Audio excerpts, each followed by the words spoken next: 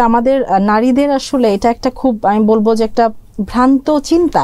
যে হচ্ছে আমরা সবসময় চিন্তা করি কি যে আসলে আমি যদি এটা না করি তাহলে এখানে খুব বড় ধরনের একটা অসুবিধা হয়ে যাবে, আমি যদি এখানে এই রোলটা প্লে না করি তাহলে মনে হয় এখানে একটা খুব অরাজকতার তৈরি হয়ে যাবে, আমাকে ছাড়া এই কাজটা চলবে না। সেজন্য আমরা আসলে দিনের পর দিন দেখা যায় কি যে আমাদের এই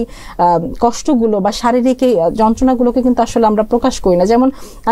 আমি যেহেতু ফিমেল নেফ্রোলজিস্ট হিসেবে আসলে কাজ করছি, আমি দেখি যে চেম্বারে যে রোগীরা তাদের ডায়াবেটিস আছে, তাদের উচ্চ রক্তচাপ আছে, মানে এটা তাদের মোটেই সেটাকে নিয়ে তারা চিন্তিত না। হ্যাঁ, মানে যখন উনি প্রথম কোনো কারণে ক্রিয়েটিনিন করলেন তখন তিনি সাডেনলি দেখতে পেলেন যে তার ক্রিয়েটিনিনটা 3 বা 4 বা 5, তখন তিনি আমার কাছে এসে বলছেন যে ম্যাডাম আমার কিডনিটার চিকিৎসা করেন, হ্যাঁ আমাকে কিডনির ওষুধ দেন। তো এটাও আমি আপনার মাধ্যমে বলতে চাইবো যে আসলে মানে এই ডায়াবেটিস এবং হাইপারটেনশন এই রোগগুলো আসলে আমাদের জীবনের সাথে এত ওতপ্রোতভাবে জড়িয়ে গেছে যে আসলে এগুলোকে আমরা খুব বড় রোগও মনে করি না, ঠিক আছে, এবং এগুলোকে আমরা সবসময় খুব নেগলেক্ট করি। আমি মনে করি ডায়াবেটিস তো আছেই, ঠিক আছে, কিন্তু এই ডায়াবেটিসটা আসলে এই ডায়াবেটিসের আসলে সঠিক মানে নিয়ন্ত্রণ না করলে এটা যে আসলে আপনাকে কিভাবে করে আপনাকে আসলে ভুক্তভোগী করতে পারে সেটা কিন্তু আসলে আমরা এখনো পর্যন্ত আসলে ধরতে পারি না। কিন্তু আমরা সেটা দেখতে পাই কিডনির ডাক্তাররা যে আসলে প্রচুর পরিমাণ রোগী আমাদের দেশে, বিশেষ করে আমি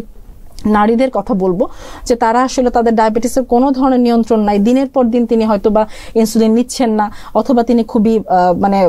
অনিয়মিতভাবে নিচ্ছেন, অথবা ওষুধ আজকে মনে হচ্ছে খাচ্ছেন, কালকে মনে থাকছে না, খাচ্ছেন না, মানে এটাকে উনি মোটেই খুব গুরুত্বের সাথে দেখছেন না, এবং এভাবে করে আলটিমেটলি তাদের কিডনিটা নষ্ট হয়ে যাচ্ছে। তো এটাই বলবো যে আসলে দীর্ঘমেয়াদী যখন কিডনি রোগে আপনি আক্রান্ত হয়ে যাবেন মায়েরা বা বোনেরা, আপনাদেরকে তখন সেটাই বলবো যে আসলে আপনি যেই ফ্যামিলির জন্য কাজটা করছেন আপনি কিন্তু তখন সেই ফ্যামিলির জন্য একটা বোঝায় পরিণত হবেন, কারণ যে কোনো কিডনি রোগীর চিকিৎসা কিন্তু ব্যয়বহুল, এবং এটা খুবই আমি বলবো যে খুবই কষ্টসাধ্য আমাদের মতো একটা উন্নয়নশীল দেশের জন্য। সেখানে কিন্তু আসলে আমাদের জন্য চিকিৎসার এই ব্যয়টাকে নির্বাহ করা খুবই কঠিন। এই জন্য আমি বলবো যে আসলে আপনাদের সচেতন হতে হবে, কারণ আপনি যে পরিবারকে সাপোর্ট দিতে যাচ্ছেন, ঠিক আছে, আপনারই মানে অসচেতনতার জন্য আপনি নিজেই কিন্তু সেই পরিবারের জন্য একটা বোঝা হয়ে যেতে পারেন।